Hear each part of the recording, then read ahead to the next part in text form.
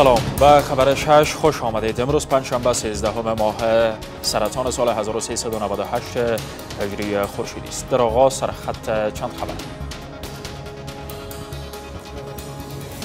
خوشبینی مقام‌های ایالات متحده آمریکا درباره روند گفتگوهای صلح افغانستان. ما باور داریم که گفتگوهای میان افغانان در هفته آینده در دوحه برای گفتگوهای صلح بسیار مهم است. دور ساختن چادر اعتراض نامزدان معترض پس از بازداشت شدن یک انتحار کننده که قصد حمله بر این نامزدان را داشت. شورای امنیت حکومت په نن سبا کې موږ تیر ورځ تاسو کمیټه جوړو تاسو سره د رئیس جمهور ملاقات دی او متاسفانه هیڅ ونه شو. رئیس جمهور لاړ قندهار ته موږ پسې انتحاري راولېږه. انتقاد نهادهای نظارت کننده انتخابات از ناتوانی مدیریتی در کمیسیون مستقل انتخابات.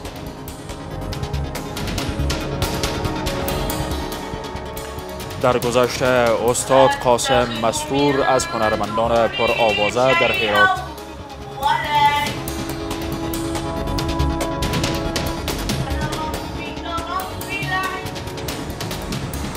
با توقف یک کشتی نفتکش که نفت ایران را به سوریه انتقال میداد در آبهای جبل الطارق.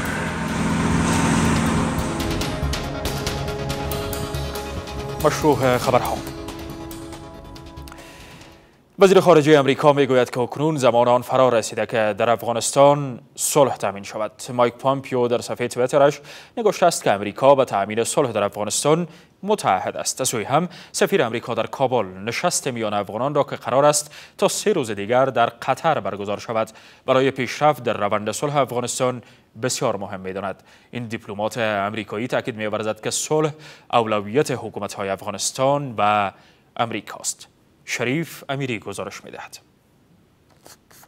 همزمان با ششمین روز گفتگوها میان نمایندگان طالبان به امریکا در قطر، وزیر خارجه امریکا در یادداشت در صفحه توییترش نگاشته است که اکنون زمان آن رسیده است که صلح در افغانستان تامین شود و واشنگتن برای تامین صلح در افغانستان متعهد است. از سوی هم قرار است که تا 3 روز دیگر گفتگوهای میان افغانان در قطر آغاز شود. این جنگ هنگامی به پایان می رسد که افغانها با هم بنشینند و یک راه حل را جستجو کنند. ما باور داریم که گفتگوهای میان افغانان در هفته آینده در دوحه برای گفتگوهای صلح بسیار مهم است. گفته می شود که در نشست میان افغانان در حدود 60 تن شرکت خواهند کرد و این نشست در واقع راه را برای یک نشست بزرگتر باز خواهد کرد.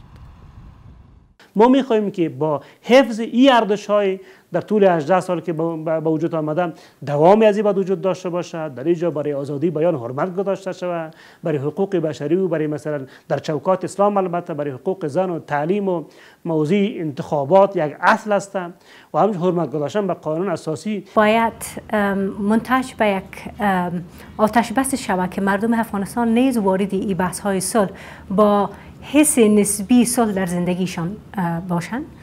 از سوی هم سفیر امریکا در کابل میگوید که برای انتخابات نیز آمادگی ها باید گرفته شوند. صلح مهمترین اولویت ماست و همه شهروندان افغانستان به شمول رهبران حکومت وحدت ملی و رهبران سیاسی گفتند که صلح اولویت مهم آنان نیز است. همزمان با این ما با کمیسیون های انتخاباتی همکاری میکنیم که آمادگی ها برای برگزاری انتخابات نیز گرفته شوند و هر دو باید به گونه همزمان صورت بگیرد. پیش از این سخنگوی دفتر طالبان در قطر گفته است که در 7مین دور گفتگوها میان امریکا و نمایندگان طالبان پیشرفت‌هایی صورت گرفته است و قرار است که پس از پایان گفتگوها توافقنامه صلح در حضور شاهدان جهانی و رسانه‌ها اعلام شود. نیروهای امنیتی چادر اعتراض نامزدان معترض را در چهارراهی زنبق شهر کابل برداشتند. هرچند وزارت امور داخله از بازداشت یک انتحار کننده که می‌خواسته بانوان اعتراض کننده را آماج قرار دهد خبر داده، اما نامزدان معترض میگویند که نیروهای امنیتی به همین بهانه چادر اعتراض آنان را برداشتند. در همین حال حقوقدانان میگویند که حکومت باید به خواستهای اعتراض کنندگان رسیدگی کند. حسیبه تکپال گزارش میدهد. بانوان معترض میگویند که شام روز چهارشنبه پلیس کابل به آنان هشدار داد که یک انتحار کننده قصد حمله را بر آنان دارد و از اعتراض کنندگان خواست تا چادر اعتراضشان را ترک گویند. یک دست یک صدا شد، فکر کنم اینا صدا را هوایی فایر کردن و اینجا یک بابر قای واسکت رای کرده بودن. اگر او وقت واسکت انتحاری می بود چرا انفجار نکرد؟ بابا واسکت انداخت چبلیه شیشه است. دیو موږ ته ویل چې دوه انتحاریان دی، یو دغه تعمیر ته ختلی دی او بل چې دی دلته ویشتل شو. بیا هماغسې بعضې خویندې موږ لاړلو دیځې نه هغه طرف ته، کله چې موږ لاړو دیو فرصت پیدا کړل او ټول خیمې او دغه زموږ څه جنس چې په خیمه کې و دا یې ټول راواغست، اسنادونه یې و دا یې ځان سره ویوړه. این بانوان معترض میگویند که این رویداد بهانه‌ای به دست نیروهای امنیتی داد تا چادر اعتراض آنان را بردارند. شورای امنیت حکومت په نن سبا کې موږ تیر وسل چې تاسو کمیټه جوړو، تاسو سره د رئیس جمهور ملاقات ده، او متاسفانه هیڅ ونه شو. رئیس جمهور لاړ قندهار ته، موږ پسې انتحاري راولېږه. این بانوان از 3 ماه بدین سو در نزدیک ارگ و سپیدار چادر برپا کرده بودند و میخواستند که عدالت اجرا شود. باید اگر تعیین میشد اما عرایضشان یا خواستایشان گرفته میشد، به خواستایشان رسیدگی میشد و اگر به خواستایشان رسیدگی نمیتونستن بکنن حداقل قناعت میدادنشان که از اونجا به خانه خود میرفتن. دمی هفته دیگه با رئیس جمهور افغانستان ملاقات کنم. یگانه از صحبت معظمی است که همین خانمای عزیزی که فرامسال اونجا خیمه زده، نگاه کنین که در تمام دنیا کسی اعتراض میکنه، اعتراضش میشنه. متاسفانه در افغانستان ما تاسف میکنم که فرامسال اعتراض امی دوستا را کسی نشنید. این نامزدان از حکومت میخواهند تا با ایجاد یک دادگاه ویژه به شکایت‌های آنان رسیدگی کند. به اساس ماده 120 و 122 قانون اساسی مسئله حل و فصل دعاوی در کل مربوط میشه به محاکم. اما نیاز است تا در قدم فعلی یک کمیسیون توسط رئیس جمهور ایجاد شود تا حرفای از اینا شنیده شود که اینا چه دارند. میرمنې چې بر حق دي، دوی خپل आवाज پورته کړی دی، دوی سرک سر پراته دي، اما رئیس جمهور دومره کبرجن دی چې دوی یو واري نه غواړي او دغه نهادونه هم باید مظاهره کړي وي، باید خپل نارې سوري پورته کړي وي. این نامزدان معترض از 12 ولایت پس از آن چادر اعتراض برپا کردند که در انتخابات مجلس پیروز شناخته نشدند و نتوانستند به مجلس نمایندگان راه یابند. آنان سندهایی در دست دارند که به گفته خودشان نشان دهنده تقلب‌های گسترده در انتخابات مجلس نمایندگان هستند.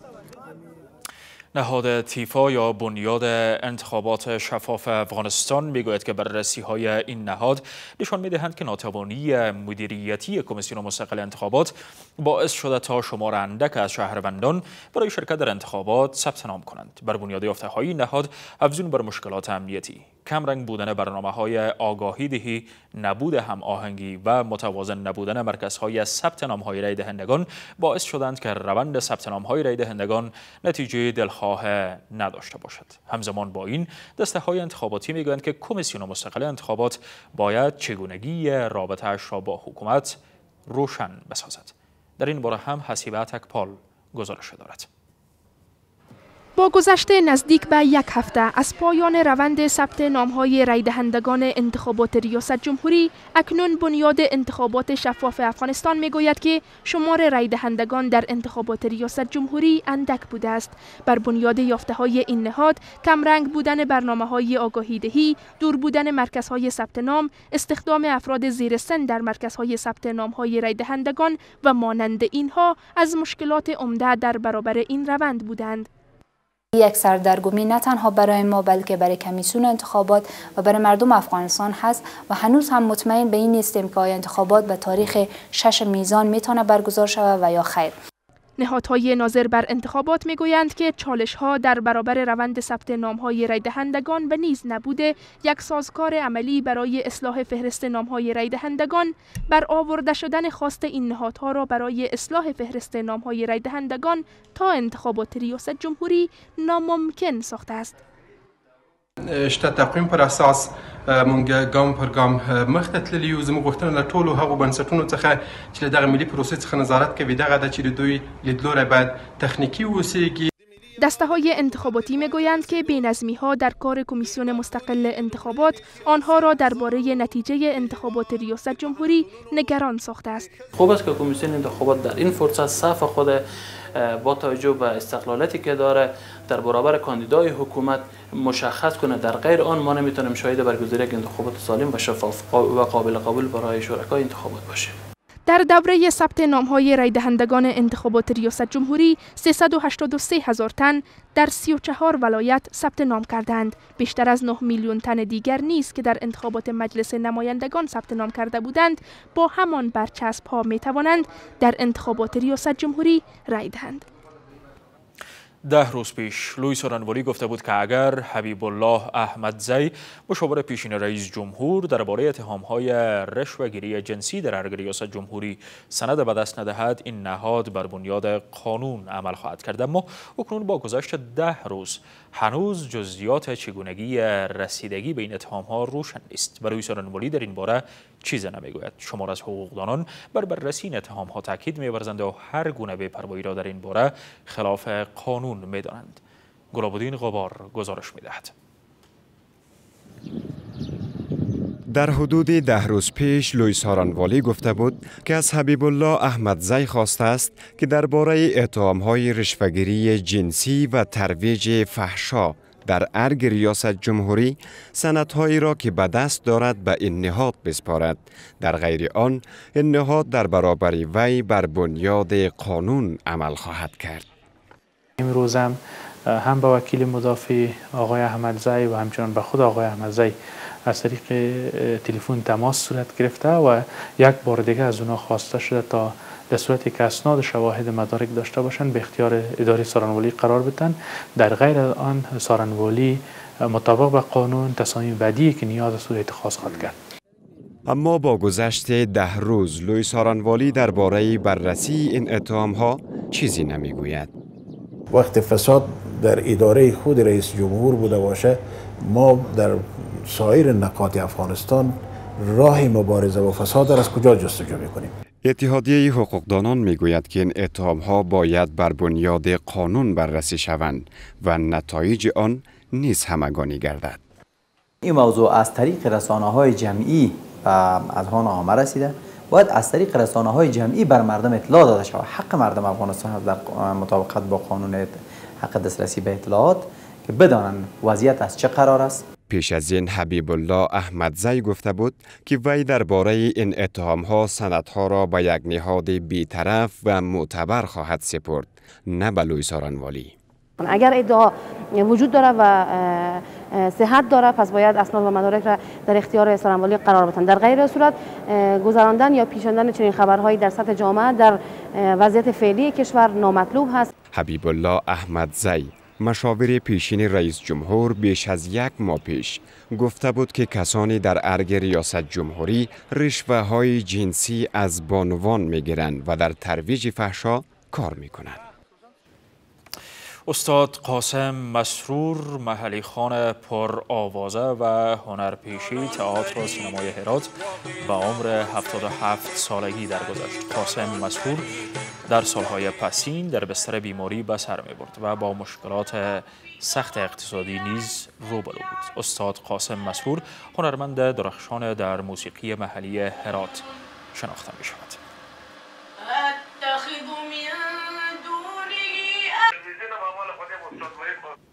خبرهای جهان تا چند لحظه دیگر.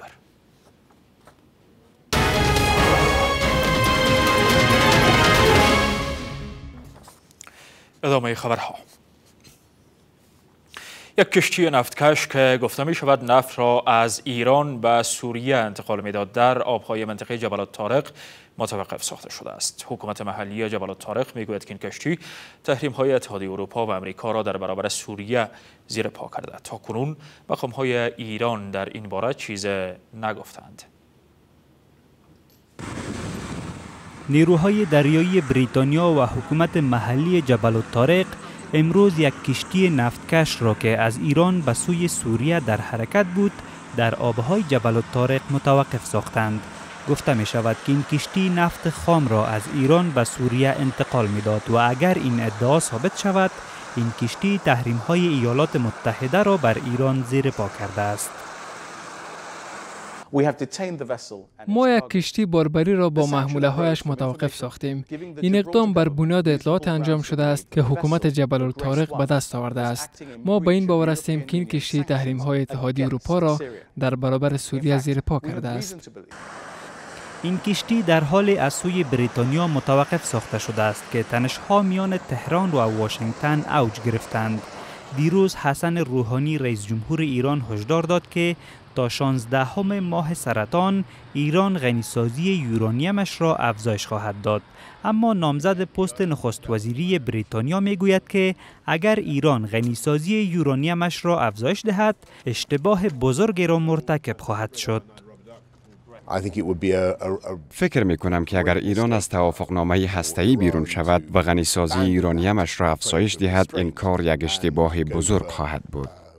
از سوی هم دونالد ترامپ رئیس جمهور ایالات متحده امریکا در یک پیام توییتریش نگاشته است که ایران مراقب تهدیدهایش در برابر امریکا باشد.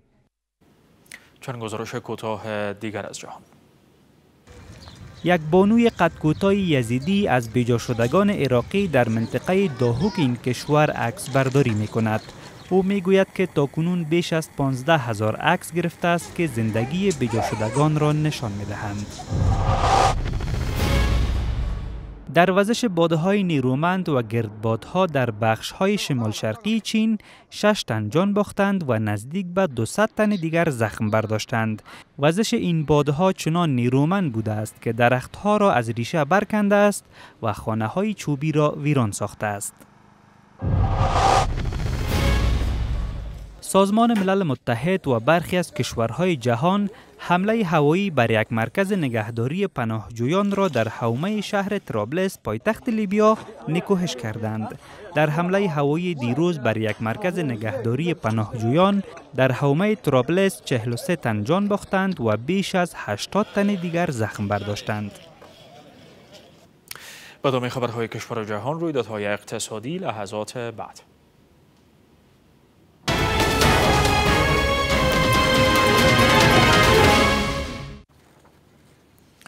و این هم چند خبر اقتصادی. بانوی در ولایت بلخ با یک سرمایه گذاری کوچک توانسته که برای نزدیک به 200 زن زمینه های کار را فراهم سازد. او میگوید که با سرمایه گذاری 700,000 افغانی 4 کارخانه تولیدی کوچک ایجاد کرده و زنان بسیار را به کار گماشته. در همین حال اتاق تجارت و صنایع زنان نشست را از بهر توسعه سرمایه گذاری های زنان و از میان برداشتن چالش های فراراه آنان در شهر مزار شریف برگزار کرده. عارف موسوی از ولایت بلخ در این باره گزارش فرستاده. 16 سال پیش کارش را در بخش تولید آش و پوشاک آغاز کرد. با گذشت زمان کارهایش را بیشتر ساخت و اکنون 4 کارخانه تولیدی در بخش‌های آش، پوشاک و مواد بهداشتی دارد. میگوید در این کارخانه ها 700,000 افغانی سرمایه گذاری کرده است و نزدیک به 200 زن در این کارخانه ها کار میکنند.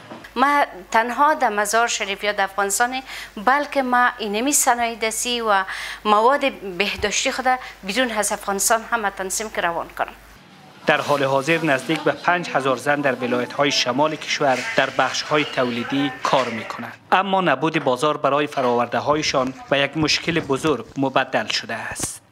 خانم‌ها در بخش کلینیکای صحی هست، در بخش بافندگی قالین بافی هست، در بخش رستورانداری هست، در بخش که امروز اونا اما ایدیا و برنامه‌های خود به دیگران شریک می‌سازند. از سوی هم اینجا در یک از هتل‌های شهر مزار شریف نشست میان شمار از زنان که کاروبار بازرگانی دارند راه اندازی شده است. هدف کلان از این نشست همی است که ما خانم‌ها را تجارب موفقیتشان با خانم‌های دیگه که خصوصا نوپا هستند در عرصه تشبث و کاروبار شریک بسازیم. این زنان میگویند که از تهدیدهای امنیتی گرفته تا نبود بازار برای فروش فرآورده‌هایشان همه مشمول مشکلاتی هستند که سر راه کار آنان وجود دارند. نمایشگاه از تولیدات دانشجویان انستیتیوت میخانیکی کابل امروز گشوده شد. در این نمایشگاه نوآوری‌های دانشجویان در بخش‌های برق، نجاری، آبرسانی و فناوری موتور به نمایش گذاشته شدند. دانشجویان و استادان انستیتیوت میخانیکی کابل خواهان توجه بیشتر حکومت به سرمایه‌گذاری برای افزایش کیفیت آموزش و پرورش در این نهاد هستند. و نرخ شمار از ارزها در برابر افغانی در بازار امروز کابل.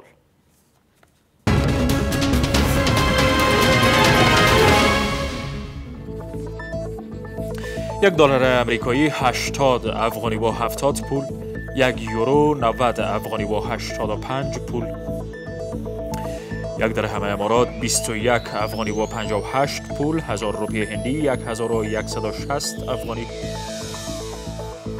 1000 تومان ایرانی 6 افغانی با 20 پول و 1000 روپیه پاکستانی 508 افغانی. مرور بر خبرهای ورزشی هم بعدتر.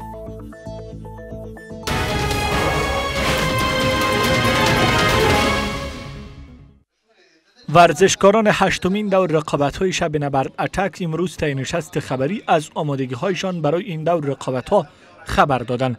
در نخستین دیدار این پیکارها سمیولا فراجی برابر سمیر مخلص بخت آزمایی خواهد کرد. در دومین دیدار این پیکارها نیز خان محمد برابر بصیر افغان وارد قفس نبرد می شود.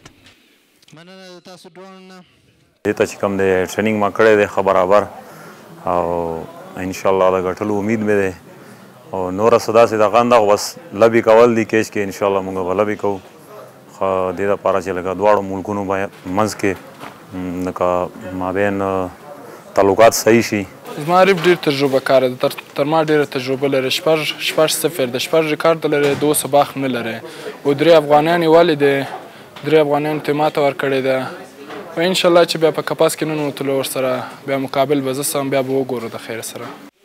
در سیومین دیدار این پیکارها پوریای گلپور از ایران در برابر اسمت الله عادل از افغانستان پیکار خواهند کرد و در دیدار نیمه مرکزی این دور رقابت‌های شب نبرد اتک آرام رحیمی از ایران برابر زکی رسولی از افغانستان زور آزمایی می کند. در دیدار مرکزی هشتمین دور رقابت‌های شب نبرد اتک نجم خان از پاکستان برابر عبدالودود متین از افغانستان رقابت می کند. آمادگی های من بسیار زیاد بوده، تقریبا 2.5 ماه است که ما تحت قرنطینه هستم. از همه حالات ما انشالله در قرار است که صبح شب ما مبارزه کنم. در همه حالات آماده هستم، تمام استراتژی های خود گرفتیم هموطنان عزیز و انشالله برای تمام هموطنان خود یک فایت بسیار زیبا تقدیم میکنم انشالله. تمرینات خودمون مرتب داشتم. 3 هفته قبل از این مسابقات با خبر شدم با توجه به ضرب خوردگی حریف زکی من جایگزین مسابقات شدم. رقابت‌های شب نبرد اتک از سوی موبی گروپ با همکاری سازمان اسلیفسی به منظور پیشرفت رقابت‌های مبارزات آزاد هر 2 ماه بعد یک بار برگزار می شود که این رقابت‌ها از تلویزیون‌های طلوع و المر و همچنان رادیوهای آرمان و ارکوزیا به گونه زنده پخش می شود. برای آگاه شدن از تازه‌ترین خبرهای افغانستان و دیگر کشورهای جهان با 456 به تماس شوید و سپس کلید 1 را دوباره فشار دهید. وقت بخیر.